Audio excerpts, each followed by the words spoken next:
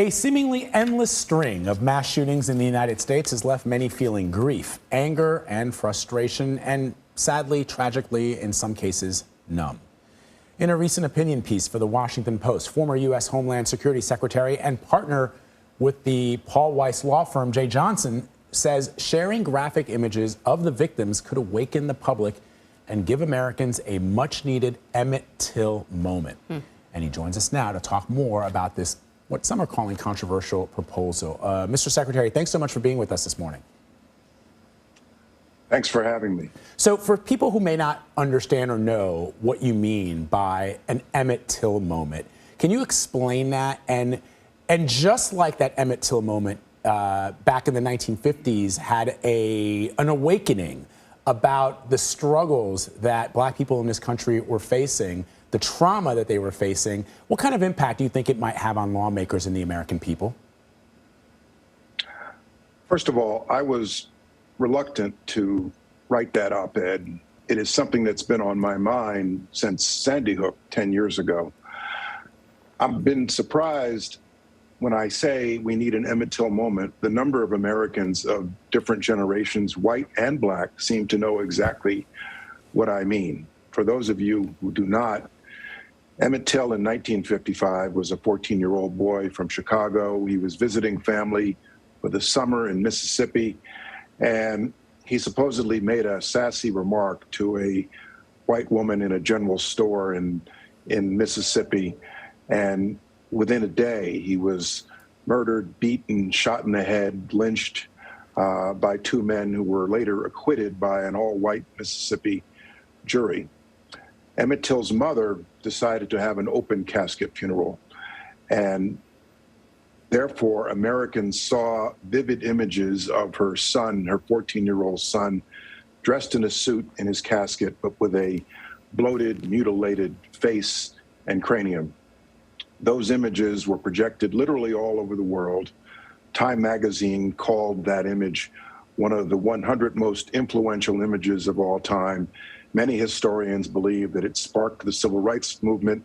The Montgomery bus boycott began just 3 months later. I know from my experience, and those of you in media know, that images often convey things that words simply cannot. I believe in the current environment where we see mass shootings over and over and over again, we need a game changer. I believe that Americans need to be brought closer to the horror of this tragedy.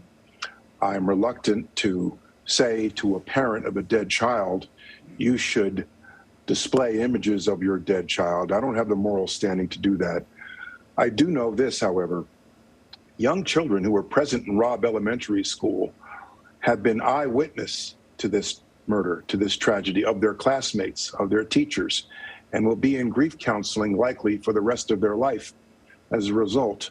Why should those innocent 10-year-olds be eyewitnesses to this, live with this, but lawmakers who, through their inaction, continue to allow this to happen, why are they spared? And why are the constituents who elected them spared from seeing this up close and personal? I do not advocate for the disclosure of any specific image, but I do believe that Americans need to see a much more vivid picture of what an assault weapon can do to a child's body. You know, Mr. Johnson, when you said that about an Emmett Till moment, the photo that actually came to mind for me was the photo that many people will call Napalm Girl from Vietnam, right? The 9-year-old running, skin burning, terrified. And, you know, for Americans, it was, and it's actually called the terror of war. So for Americans, it was jarring, right? And for her, and she's still alive today, the photo haunted her. And I just wondered, but that was back then, when those sort of images were not so readily available. So now we're living in a time where there are images of violence that are available, because of the internet, these images can be used and abused, turned into misrepresented, turned into misinformation. And I thought to myself, could something like that do more harm than good? Well, first of all, the so-called Napalm Girl, and I apologize, I don't remember her real name, actually wrote an op-ed herself in the New York Times that essentially advocates for the same thing that I did. You're right. She's alive today. She lives in Canada. And let's think about a much more contemporary image. The image of Derek Chauvin with his knee on George Floyd's neck. Imagine where we would be had someone with an iPhone not been standing on that street corner. Recall that the initial police report was suspect dies, had a medical condition. Right. Had we not seen that image, that police report probably would have been it. And you know, there would have been various eyewitnesses accounts, but no video, no graphic image for Americans to see. And as you know, that incident displayed vividly in video sparked Black Lives Matter and everything that followed. Mr. Secretary, I mean, you will listen to those hearings on Capitol Hill yesterday, and you did have a pediatrician who was from Uvalde, Texas, who then described seeing the bodies of two small children who had been decapitated, mutilated by the bullets of an AR-15. When you realize that parents of these children who were murdered could only identify their children, or their children could only be identified by using DNA swabs taken from their mouths. That was the only way that they were able to identify these children. The doctor described them as being pulverized. So now let's talk about what the families or the families of others killed in mass shootings would want, if they would want those images shared with the world. Yeah. I know It's that a lot to Mamie ask. Till, when we go back to the example of Emmett Till, it was Mamie Till, Emmett's mother, who made that decision herself. And there were others who said, you know, you probably shouldn't do this. And she wanted the world to see this. I'm curious what you think about the families who might or might not want. And again, obviously it would be up to the individual families. But to Anne-Marie's point, I mean, you could certainly see a world where there are people, Mr. Secretary, as you know, who believe that we faked the moon landing. Completely. And who believe that the January 6th insurrection was caused by Antifa. You know, anything is possible in this fractured media world that we live in now. First of all, that kind of absurd, extreme thinking should not hijack our own thinking about the best way to approach this problem. Second, I would fully respect and support a decision by a parent. Showing the images of my dead child is too much for me to bear. I would fully support that, respect that. I do believe, however, that we need to see more closely what this tragedy looks like. If there were a criminal trial, a prosecution of the shooter's dead, but if there had been a prosecution of the shooter, the prosecution would need to show very graphic images of the crime scene. The shooter's dead, so there will be no such photographs at a criminal trial. But we do need, I believe, through one image or another, to convey, because images very often, most often, convey things that words cannot. The heart-wrenching description from the pediatrician in the congressional testimony describes in great specificity the harm that an assault weapon can do to a child's body. But images convey far more.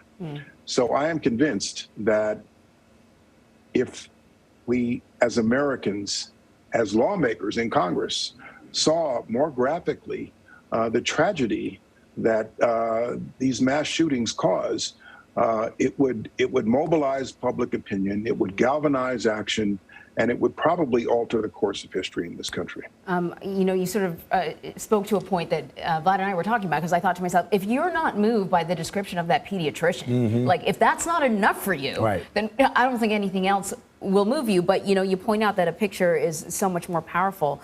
Secretary, before we let you go, I just want to ask you a quick question about the Summit of the Americas that's happening now in Los Angeles. The Biden administration has made, you know, quite a show of its efforts to root out the root causes of migration. The vice president is sort of in charge of that.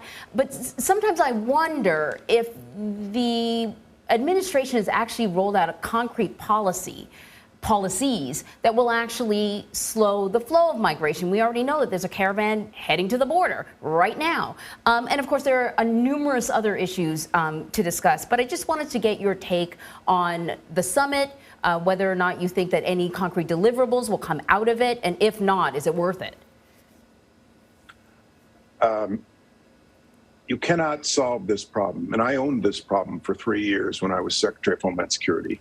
Immigration, border security, it's a tough issue. It's a tough issue. But you can't solve this problem on our southern border without the active participation and cooperation of the governments of Mexico and the governments of Guatemala, Honduras, and El Salvador. I'm disappointed that the president of Mexico will not be at the summit. Mexico was vital to our efforts to address the spike that occurred in early summer 2014. Bigger picture, the lesson I learned, and I know President Biden believes this because when he was vice president, we discussed this. Big picture, you can put a lot of defenses on our southern border. You can enhance enforcement.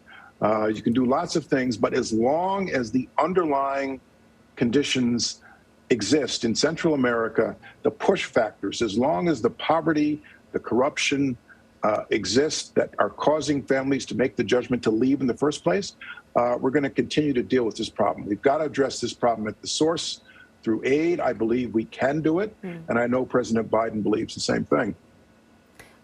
Jay Johnson, thank you so much for spending time with us. Thank you.